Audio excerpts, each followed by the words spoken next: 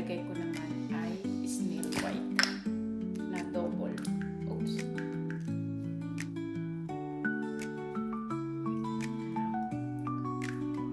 Makapal ang nilalagay ko nito para ma-achieve natin yung nangingintab-intab na. Lagay ko ng serum, tinutuyo ko muna siya bago ko lagyan ang sunod na product.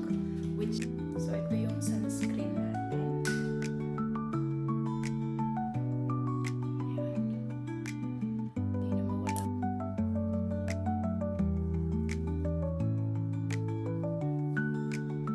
So magkikilay na tayo. Ayan. Gel lang ito. Ayan, ganyan lang.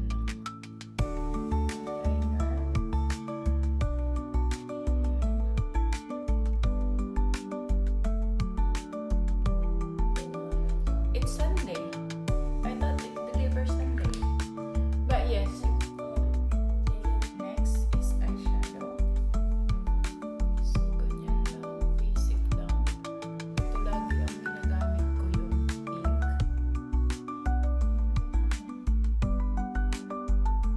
Sobrang basic. Light lang yung sa pink dito. Hindi ko masyadong kinakapalan yan. Diba? Para looking fresh lang tayo mga kabubbles. O, ganyan. Yan. Ilalagay ko lang yan dito sa taas. Ganyan. Dito, ng very manipis lang. Tapos lalagyan ko yan dito sa gilid. Ayan. Para parang kumikintab-kintab. Very light lang dito. Yung pabango natin, Victoria's Secret. Ito tatanggalin ko pag lalabas kami. Pero dahil dito lang kami sa bahay, ay hindi naman namin kailangan tanggalin. Ayan. Ito yung gusto ko sa Victoria. Matamis-tamis. Sana all matamis. Outfit. Siyempre papalitan natin ang chinelas natin. Wala pa akong pupuntahan. Dito lang kami sa bahay. Baka mag-grocery lang kami. Pero ritual na to ng kababols nyo. Kahit nasa bahay lang, talagang kailangan nating ayusin ang sarili natin. Ang ating everyday stuff. Ayan. First engagement. Oops. First engagement. Wedding ring. Second engagement. Same guy, parehas sa lalaki yan. At ito ay ring ng nanay ko nung kinasal siya pero nasa akin. Diba? Kasi baka masanla. Everyday stuff. Yan lang. Hindi na ako nagne-necklace and everything kasi lagi ako naglalagay ng mga cream dito. Tapos pag may necklace ka, tatanggalin mo pa. Ang dami. Matrabaho.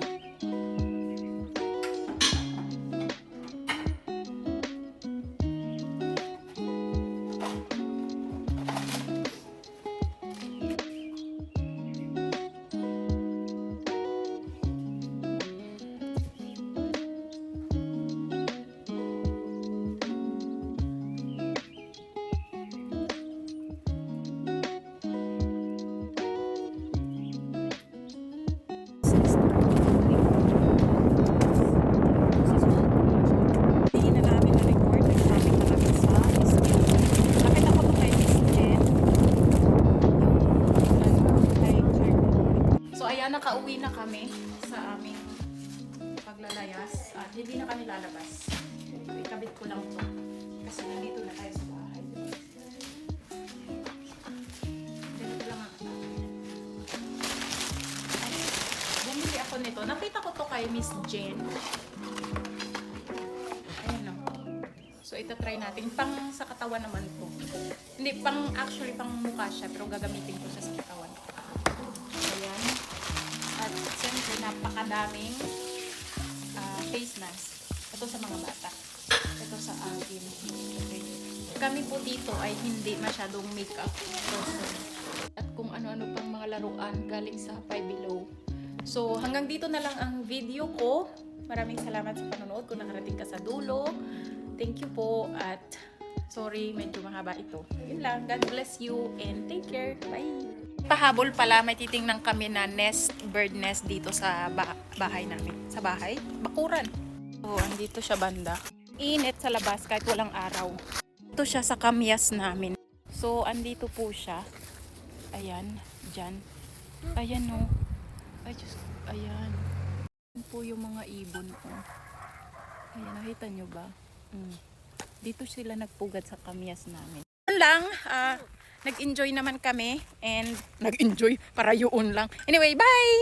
God bless!